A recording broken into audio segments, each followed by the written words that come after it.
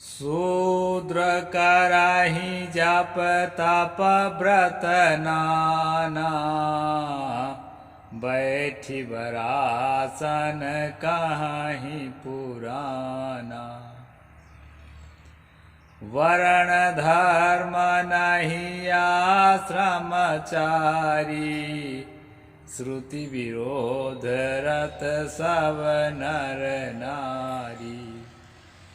नमस्कार दोस्तों, मैं अविनाश दास रेशनल कबीर यूट्यूब चैनल में आप सबका हार्दिक स्वागत करता हूं। साथियों, यदि आप चैनल को सब्सक्राइब नहीं किए हैं तो सब्सक्राइब जरूर करें, शेयर करके अपने सभी साथियों तक, सभी ग्रुपों तक पहुंचाएं और मुझे कमेंट जरूर लिखें। साथियों, अभी हम लोग ये जो है रामानंद कबीर और रामानंद किताब के अध्ययन कर रहे हैं। कई दिनों से मैं आपको पढ़ के सुना रहा हूँ। कल गैप हो गया था कार्य व्यस्तता के कारण, तो आज जो है आगे बढ़ाते हैं। मैंने जो 2 चौपाइयाँ बोला है दोस्तों शुरू में, वो तुलसी दुबे द्वारा लिखित रामचरितमानस की चौपाइयाँ हैं। उसमें कहा है, शूद्र करहि जप तप व्रत नाना, बैठ बरासन कहीं पुराना। कोई रहा होगा मेरे जैसा आदमी तुलसी दुबे के सामने, जो वेद शास्त्र की बात भी लोगों को सुना देता रहा होगा, और लोग इतना सुनते रहे उसकी बात कि वर्ण धर्म नहीं आश्रमचारी, श्रुति विरोधरत सब नर नारी। भारत के जितने नर नारी हैं सब जो है तुलसी दुबे की परंपरा के विरोध में खड़े थे। थोड़े दिन बाद फिर वही दशा आएगी, क्योंकि लोग जब जाग जाएंगे ना, तो ये मूर्खतापूर्ण बातों को धर्म के नाम से कोई नहीं मानेगा। तो देखते हैं आगे क्या कहते हैं। यह पूज्य श्री सनात साहिब जी जो है इसके रचयिता हैं दोस्तों, और उन्होंने खूब शोधपूर्ण इसको लिखा है, अनेक ग्रंथों के रेफरेंस लेकर के। तो उसी को हम आगे पढ़ते हैं। शूद्रों का प्राचीन इतिहास। अच्छा, यहाँ पर है डॉक्टर रामशरण शर्मा लिखते हैं, बृहस्पति विशेष रूप से प्रतिलोमों अर्थात उच्च वर्ण की माता और निम्न वर्ण। अच्छा, इसको पढ़ चुके हैं, ये नीचे वाला देखते हैं। शूद्रों का प्राचीन इतिहास, पृष्ठ 238। पराशर स्मृति में लिखा है, कपिला गौ का दूध पीने, ब्राह्मणी से संभोग करने और वेदों के अक्षरों का विचार करने से शूद्र को निश्चय ही नरक होता है। यानी ब्राह्मण को मैं मनुस्मृति के स्ट्रीम में बता ही चुका हूं कि ब्राह्मण को नीचे के तीनों वर्ण के स्त्रियों पर जन्म सिद्ध अधिकार है कि वो संभोग कर सकता है। क्षत्रिय को अपने नीचे के 2 वर्णों के स्त्रियों पर जन्म सिद्ध अधिकार है कि वो संभोग कर सकता है। वैश्य को अपने दोनों वर्णों पर अधिकार है कि वो संभोग कर सकता है शूद्र के और वैश्य की स्त्रियों से, लेकिन शूद्र को जो है केवल शूद्र के ही स्त्रियों तक अधिकार है, ऐसा मनु ने कहा है। उसको मैंने आपको मनुस्मृति की स्ट्रीम में बताया। यहाँ पर कहा है दोस्तों, यदि ब्राह्मणी का संभोग करता है कोई शूद्र, और यदि वेदों के अक्षरों पर विचार करता है, और क्या करता है, विचार करने का मतलब उस पर कटाक्ष करता है, क्रिटिसिज्म करता है, तो उसका निश्चय ही नरक होता है। और साथ साथ कपिला गौ के दूध पीने से भी। कपिला गौ कैसे होता है हम नहीं जानते, कोई गाय होती होगी, तो गाय के दूध पीने से भी शूद्र को नरक हो जाएगा। ये जो है ना, ये स्वामी रामानंद जी की परंपरा के उनके पूर्वज हैं, मतलब उनके दादा परदादा गुरु। पराशर स्मृति अध्याय 1:73। अत्रि ने लिखा है कि यदि शूद्र जप और होम आदि शुभ कर्म में तत्पर है तो वह राजा के द्वारा कठोर दंड पाने योग है। इसी के मैं चौपाई बोल रहा था, शूद्र करें जप तप व्रत नाना, बैठ बरासन कहाँ ही पुराना। ये जो है ना राजा के द्वारा कठोर दंड पाने योग्य है, अगर ऐसा कोई करता है तो। तुलसी दुबे के ज़माने में इस्लामिक सत्ता रही है तो इनके बात नहीं मानते रहे होंगे राजा लोग, तो वो लोग दंड नहीं देते रहे होंगे शूद्रों को, इसलिए उसको लिखना पड़ गया अपने चौपाई में। क्योंकि वह जप मंत्र से तत्पर होने के कारण राजा का देश नाश करने वाला है, जैसे जल अग्नि का। अब एक सवाल होता है दोस्तों, जब इस्लाम शासन यहाँ आया, लोधी वंश, तुगलक वंश और क्या क्या वंश, गुलाम वंश, बहुत सारे वंश, उस समय तो पहले से वेदों पर कोई शूद्र विचार ही नहीं करता था, क्योंकि उनको समझ ही नहीं थी, अधिकार ही नहीं था। तो फिर ये राजाओं का राजनाश कैसे हो गया, ये आपको विचारना पड़ेगा। अगर शूद्र के वेदों पर विचार करने से, जब तप होम करने से ही राज का नाश होता है, तो उसके पहले तो होता ही नहीं था ना भाई। विचार करना तो तब शुरू हुए जब जो है शिकंजा थोड़ा सा ढीला हुआ हिंदू राजाओं का मुस्लिमों के सामने, तब शूद्र लोगों को थोड़ा अवसर मिला, तब विचार करना शुरू किए। इसलिए इस पर भी आप लोग विचार करना। वेद व्यास महाभारत में लिखते हैं, शूद्रों को शत्रु, हिंसक, अहंकारी, क्रोधी, मिथ्याभाषी, परम लोभी, कृतघ्न, नास्तिक, आलसी और अपवित्र कहा है। महाभारत अश्वमेधिक पर्व 118, 17, 20 मिलान कर लेना। वशिष्ठ धर्म सूत्र की एक कंडिका में शूद्रों को निम्नलिखित लक्षण बताए गए हैं: चुगली खाना, असत्य बोलना, निर्दयी होना, छिद्रान्वेषण करना, ब्राह्मणों की निंदा करना और उनके प्रति निरंतर वैर भाव रखना। और ये सारे लक्षण आज ब्राह्मणों में देखा जाता है। सीधी के पेशाब कांड को देख लीजिए आप, कि ब्राह्मण में कितनी इसमें कहा है कि वैर भाव रखना और जो है नफरत करना, किसी को छिद्रान्वेषण करना, ये सारी चीजें जो है ब्राह्मण में पाए जाते हैं और उसको थोप रहे हैं शूद्रों पर। शूद्र तो इतने शालीन, सरल और विनम्र होते हैं बेचारे। उसका कारण भी है कि उनके पास कुछ है ही नहीं, तो किसका अहंकार करेंगे। सब तो हड़प के रखे हुए हो उनके हिस्सा को। ये जो है ना यहाँ पर बताया है, शूद्रों का प्राचीन इतिहास 129 से उद्धृत है। शूद्रों का प्राचीन इतिहास किताब जो है वशिष्ठ धर्म सूत्र 24। ऊपर देखा गया कि महाभारत और वशिष्ठ धर्म सूत्र में शूद्रों की कितनी बेइज्जती की गई है, कितनी गालियां दी गई है। इस पर भी वे लोग चाहते हैं कि शूद्र उनकी हरदम आरती उतारते रहें। अब इतना सारा गाली देने के बाद, इतना अपमान करने के बाद, इतना जो है उनको प्रताड़ित करने के बाद, उनके सब कुछ छीन लेने के बाद भी आप सोचो कि उसके आरती उतारें आपके, तो कैसे उतारेंगे? वो भी आदमी है ना, उनके अंदर भी सम्मान, स्वाभिमान थोड़ा मोड़ा तो सुलगता ही होगा। इस बात को भी आपको सोचना चाहिए।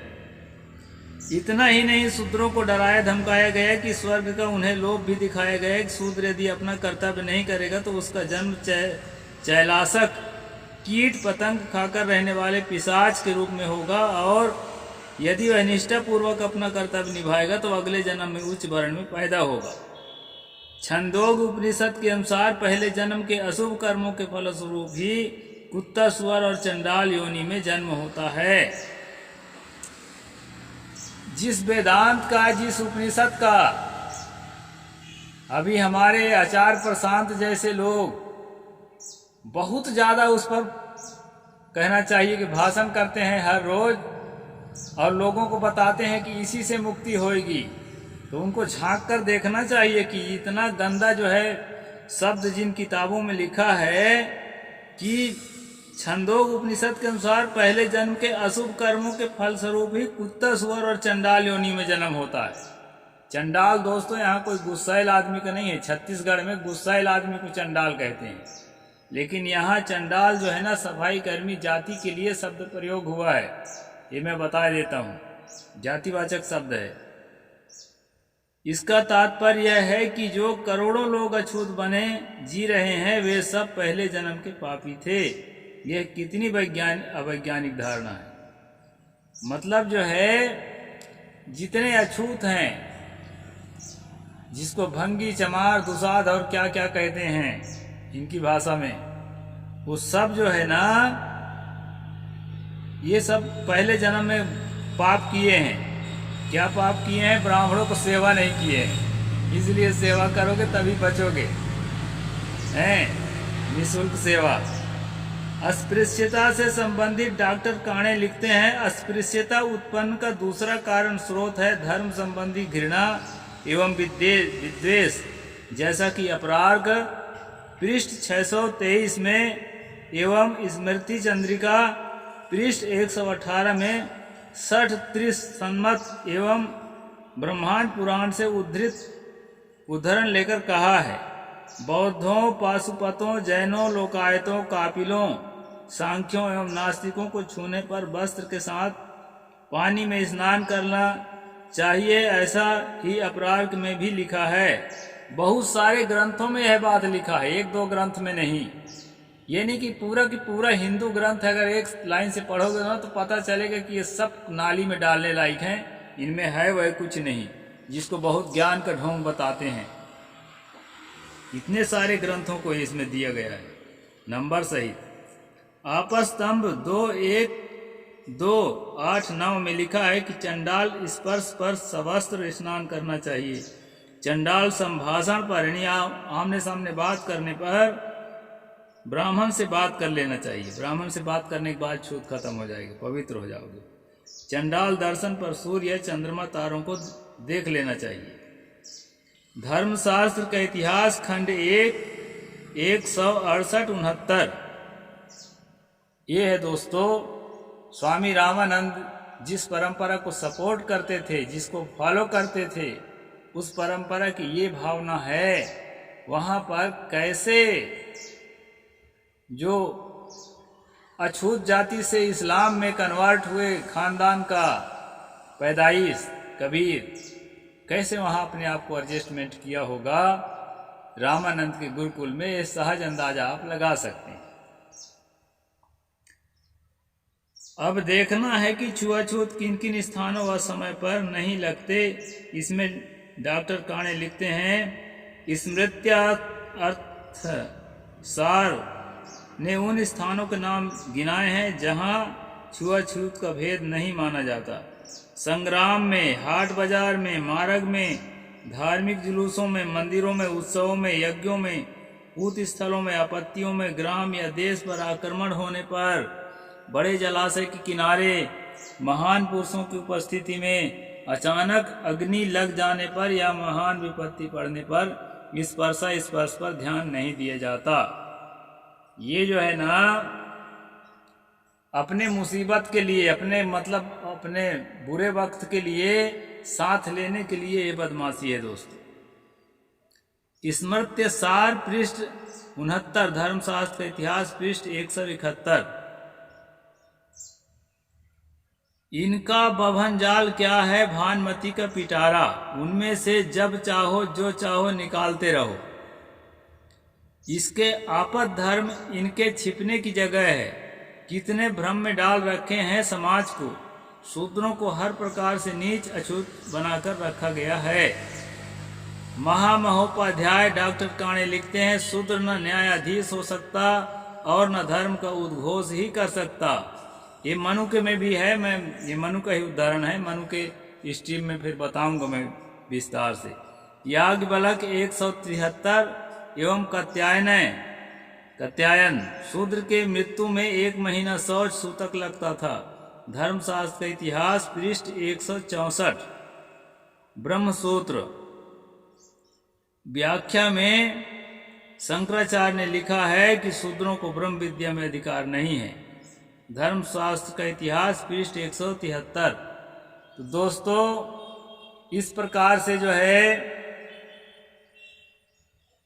आध्यात्मिक ज्ञान, धार्मिक ज्ञान, धर्मशास्त्रों का ज्ञान, अनुष्ठानों का ज्ञान, धार्मिक क्रियाकलापों का ज्ञान, ये सब चीज में शूद्रों को शामिल होने का अधिकार हिंदू धर्म के अंदर नहीं था और अभी भी नहीं है। और अभी अगर है ना तो इसलिए है कि ये जो है ना वोटर कलेक्ट करना है, अपने चहेता नेताओं के लिए वोटर कलेक्ट करने के लिए आपके घर में जो है आपके पैर भी धो के पी लेंगे लोग, आपके घर में जो है भोजन भी कर लेंगे और न जाने क्या क्या कर लेंगे, जो सपने में भी नहीं सोचे हैं वो भी कर लेंगे, क्योंकि आपसे वोट लेकर के और हुकूमत करना है और आपके ऊपर हावी होके रहना है, आपके ऊपर अत्याचार करना है सत्ता के नशे में आकर के। इसके लिए दोस्तों आपके सामने झुकते हैं, आपको धोखा हो जाता है कि ये तो बड़ा विनम्र है, हमारे सामने झुक रहा है। इस प्रकार इनके लिए जो नियम है, धार्मिक नियम हिंदू धर्म का, वो मैं लाइन से बताते चल रहा हूँ।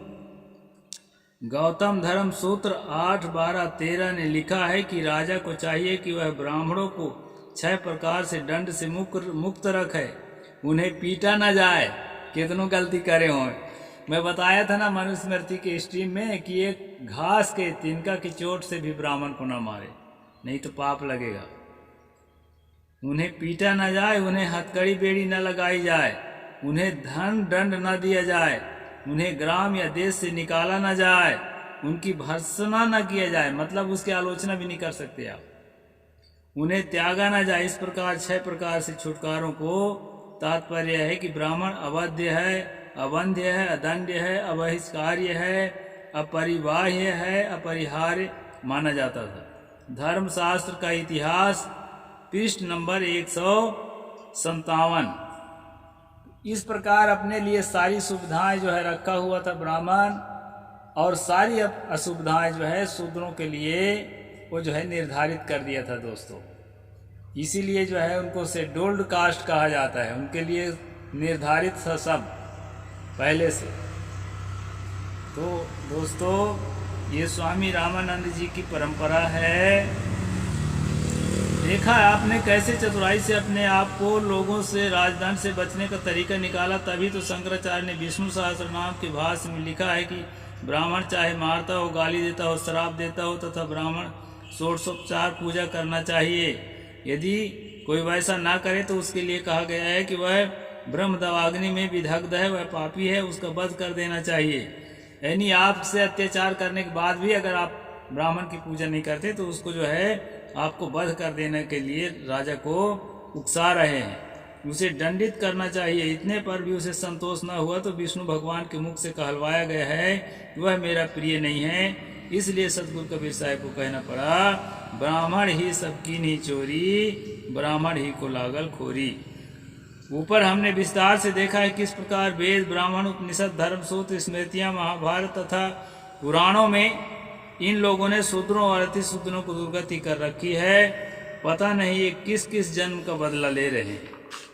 यहाँ पर दोस्तों ये वाला चैप्टर पूरा होता है और मैं बताना चाहता हूँ साहिब जी की किताब के माध्यम से कि स्वामी रामानंद जी जिस परंपरा में जी रहे थे, जिसको फॉलो कर रहे थे, उस परंपरा की ये दुर्दशा है। और कबीर की परंपरा को जब आप पढ़ेंगे तो पता चलेगा कि किसी भी तरह से इसके साथ मैच नहीं कर सकता। इसलिए इनके धोखेबाजी को आप ठीक से समझने का कोशिश करिए कि रामानंद स्वामी का और कबीर साहब का क्या संबंध था कि नहीं था। साहिब बंदगी, जय जोहार, जय भीम, जय भारत।